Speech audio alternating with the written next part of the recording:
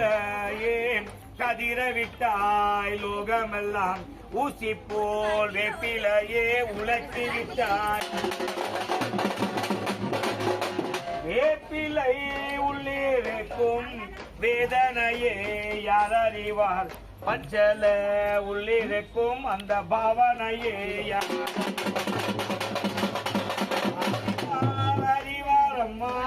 அந்த அம்மையப்பன் காராளன் காராளன் சீராளன் கங்கை போ அந்த வெள்ளாயன் கைதனே விடிவிளக்காய் நின்றவளே விடிவிளக்கே உள்ளிருந்து விமலியரே கொஞ்சம் வேப்பிள்ளை காரிய கடினமான வேப்பிள்ளை காரிய